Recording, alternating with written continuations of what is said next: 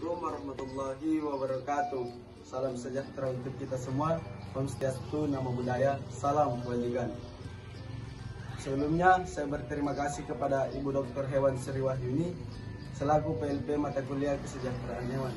Saya Muhammad Fadil Salfa Salsabila M, mahasiswa Politeknik Pembangunan Pertanian Goa, Fakultas Peternakan, Prodi Budidaya Ternak. Baik, pada video ini saya akan menjelaskan apa itu animal welfare.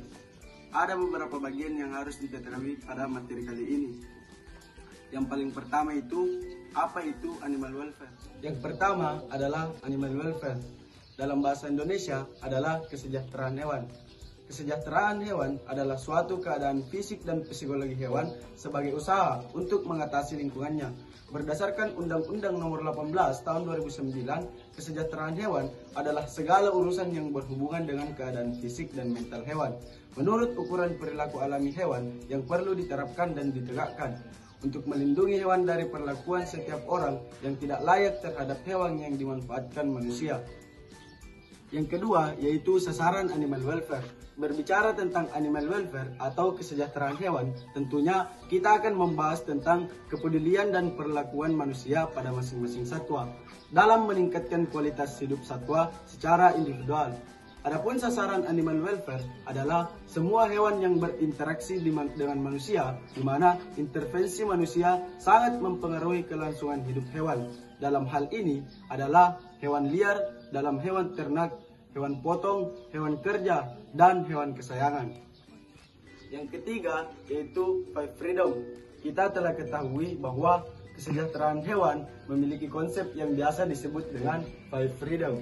Adapun 5 unsur kebebasan tersebut yaitu yang pertama, bebas dari rasa lapar dan haus, diartikan sebagai adanya air minum dan makanan yang dapat secara mudah diakses guna mempertahankan kesehatan dan tenaga sang hewan. Dalam hal ini adalah penyediaan pakan yang seimbang dari segi gizi dan nutrisi yang sesuai dengan spesiesnya.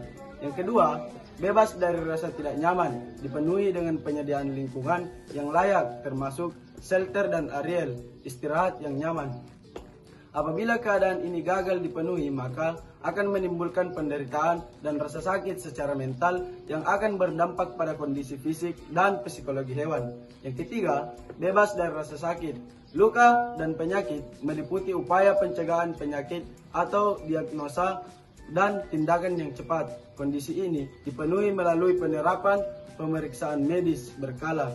Yang keempat, sementara bebas mengekspresikan perilaku alami adalah penyediaan ruang yang cukup, fasilitas atau pengayaan yang tepat dan adanya teman dari jenis yang sama. Muncul perilaku abnormal seperti stereotipe dan berakhir dengan gangguan fisik lainnya. Yang kelima, faktor terakhir adalah bebas dari rasa takut dan tertekan, yaitu memberikan kondisi dan perlakuan yang mencegah penderitaan mental. Yang keempat adalah Undang-Undang Animal Welfare. Adapun undang-undang yang mengatur tentang animal welfare terdapat pada Undang-Undang Nomor 18 Tahun 2009. Kesejahteraan hewan adalah segala urusan yang berhubungan dengan keadaan fisik dan mental hewan menurut ukuran perilaku alami hewan yang perlu diterapkan dan ditegakkan untuk melindungi hewan dari perlakuan setiap orang yang tidak layak terhadap hewan yang dimanfaatkan oleh manusia.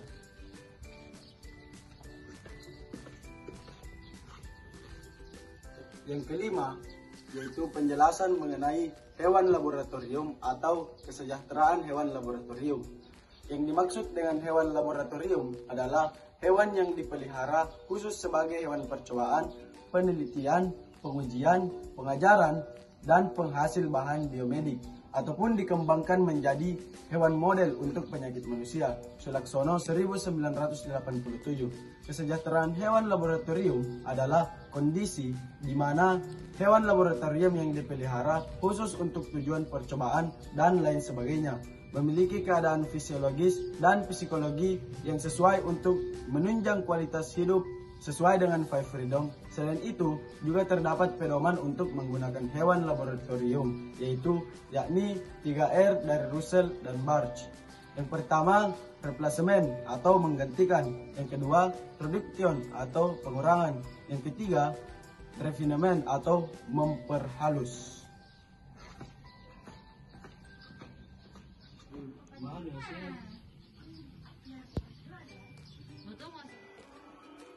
Yang keenam, manfaat animal welfare bagi manusia. Kesejahteraan hewan tidak hanya bermanfaat bagi hewan, tetapi juga bermanfaat bagi kehidupan manusia.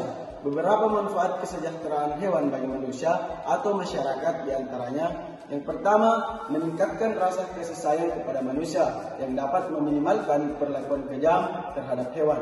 Yang kedua, meningkatkan keselamatan kerja dan memudahkan kerja bagi pekerja yang melibatkan hewan. Karena perlakuan terhadap hewan dengan rasa sayang yang membuat hewan, terutama hewan potong, menjadi tenang dan tidak beringas. Yang ketiga, mendapatkan hasil ternak yang berkualitas. Ternak yang stres dan penderitaan atau kesakitan sebelum dipotong, apalagi mati sebelum dipotong, akan menghasilkan daging yang tidak berkualitas. Sebaliknya, ternak yang tidak stres dan tidak menderita atau kesakitan akan menghasilkan daging yang berkualitas baik. Yang keempat, meningkatkan harga jual hasil utama peternakan atau daging seperti daging, telur dan susu, dan juga harga jual hasil ikutan seperti kulit dan lainnya.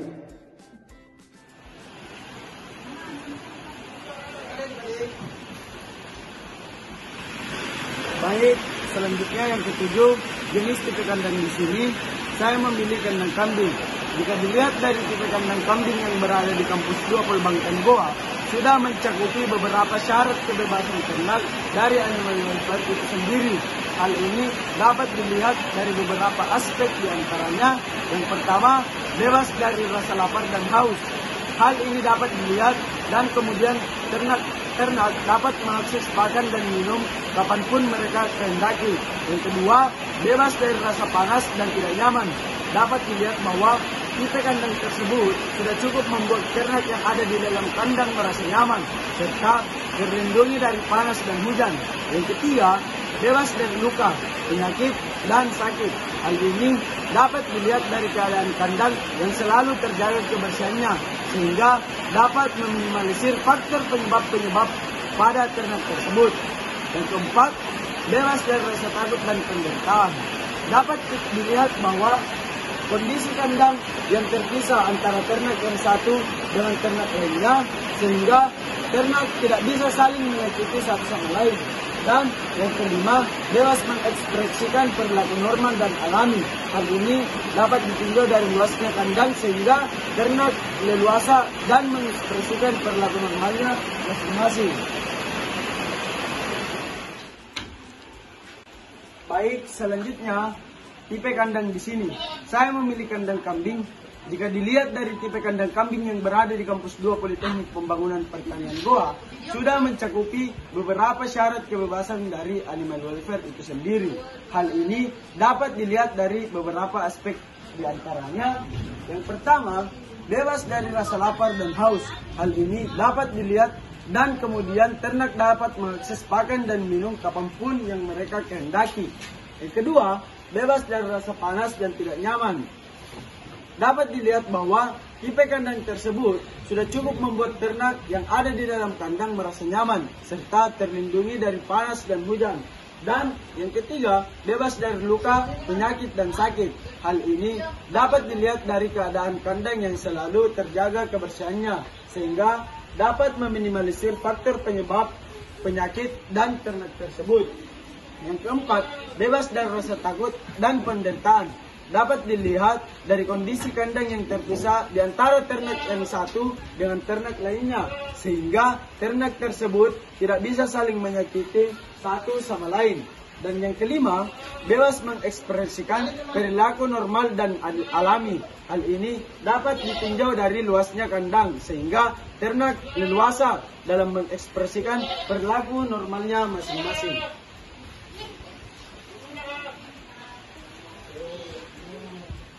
Baik, Adapun bonus dari video ini yaitu saya akan memaparkan alasan saya sehingga terjun dalam dunia peternakan, yaitu berawal dari saran kedua orang tua untuk melanjutkan pendidikan di Politeknik Pembangunan Pertanian Goa dan memilih jurusan peternakan karena potensi dan peluang kerja yang luas dan menjanjikan untuk kedepannya khususnya di bidang peternakan.